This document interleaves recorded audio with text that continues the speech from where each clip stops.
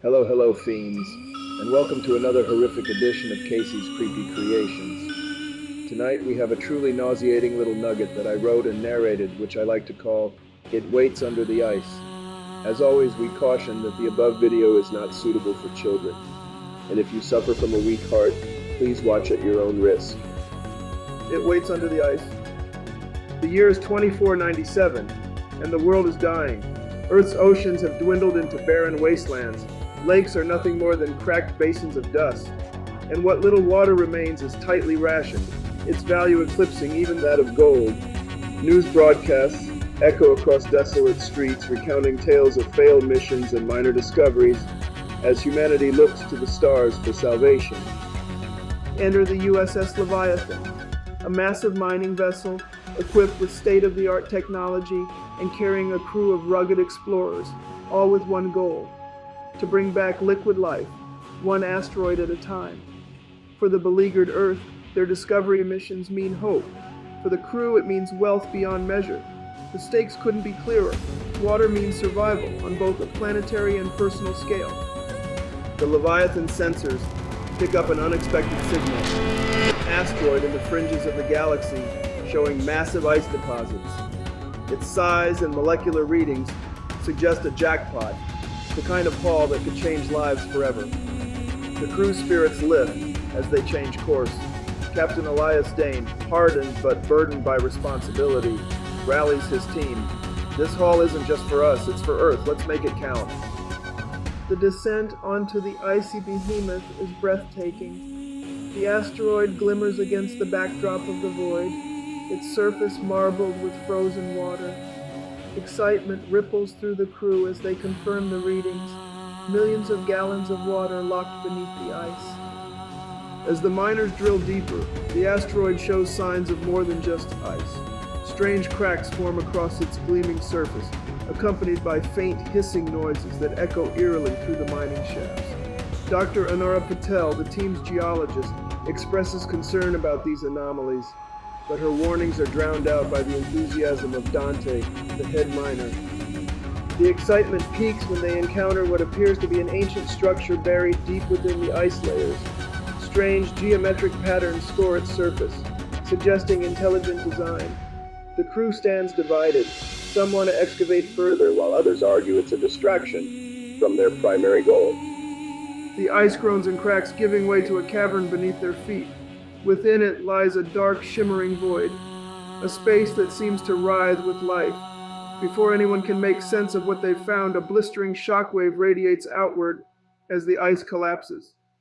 In the chaos, Miner Harlow is drawn toward the void, disappearing into its clutches before the others can react. Screams echo across the comlinks. Harlow reemerges minutes later, but something is deeply wrong. His movements are jerky, his voice hollow. His eyes, once vibrant, now burn with an inhuman glow. The realization dawns on the crew. They didn't just find water. They've unleashed a parasite, dormant in the ice for eons, now free to consume and adapt. Chaos erupts as the parasite spreads its influence. Harlow turns violent, attacking and infecting another crew member.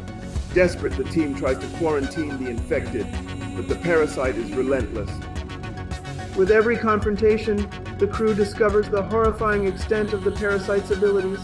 It can mimic human behavior, sowing confusion and distrust among the group. "We can't let it leave this asteroid," Captain Dane declares, his voice stealing as the parasite begins to gain ground. Back on the Leviathan, the mood is grim. The crew attempts to re-establish communication with Earth, but the parasite sabotages their systems, leaving them stranded and alone. The isolated environment amplifies tensions, and paranoia spreads like wildfire. Dr. Patel pieces together fragments of information, realizing the parasite's terrifying intention. Earth's plentiful water sources would allow it to reproduce on an unimaginable scale. She warns the crew, if the parasite escapes this rock, Earth won't just lose its water, it will lose everything. As the crew fights for survival, divisions among them deepen. Dante pushes for an immediate retreat, arguing that their lives are more important than containing the parasite. Others, like Chief Engineer Sonia Reyes, insist that containment and destruction are the only options. Captain Dane tries to unite the team, but his resolve is tested when the parasite begins producing mimics of crew members who have already died. These perfect replicas manipulate and deceive, dangerously eroding trust within the group. As hours turn to days, the parasite grows stronger. It begins to adapt, using water pipelines to move undetected throughout the Leviathan. The crew's efforts to fight back are thwarted at every turn. Weapons jam, supply lines are cut off, and the Leviathan itself starts to fail. The parasite's intelligence becomes clearer. Its attacks are calculated, its hunger insatiable. Dane realizes with mounting dread that defending the ship is no longer an option. Survival can only mean making sacrifices. The surviving crew devises a desperate plan. Isolate the parasite in one section of the ship and destroy it along with the surrounding area. It's a high-risk move, but their options are dwindling.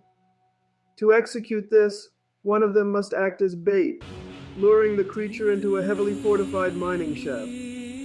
Volunteerism turns into heated debate, but the decision is made when Dane steps forward, guilt-ridden for prioritizing the mission over early warnings. "This is on me," he says solemnly. "It's time I fixed it." The plan plays out with wrenching tension. Dane's bravery buys the others precious minutes to execute the final stages of their plan. The Leviathan groans under relentless stress, its systems failing one by one. Meanwhile, the parasite fights back with overwhelming ferocity, breaching barriers and nearly consuming those who remain.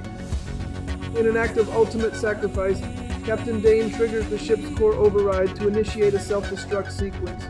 With tears in his eyes, he orders the surviving crew to escape in the pods, ensuring the parasite dies with the Leviathan. "Earth's future is in your hands," he tells them, his voice resolute even as chaos rages around him. As the countdown ticks closer to zero, Dane faces the entity one last time. In the blinding heat of the engine room, an explosion consumes the parasite, drowning its screeches in a maelstrom of vaporized water and fire.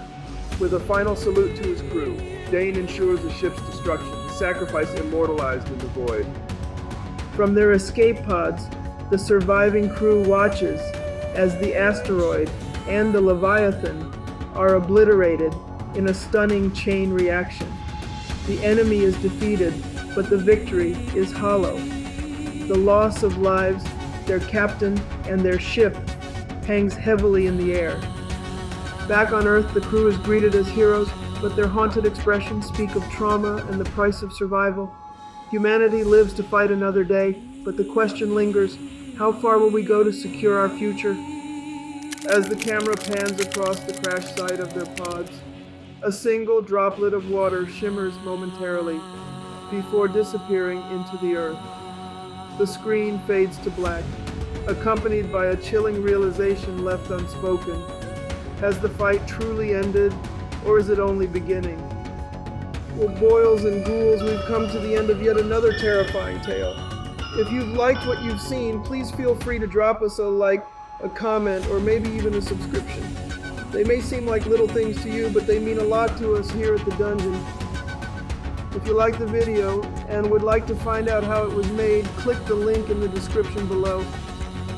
I am affiliated with Flicky Eye and will receive commission if you decide to make a purchase, but they also have a free plan as well if you would like to try it out.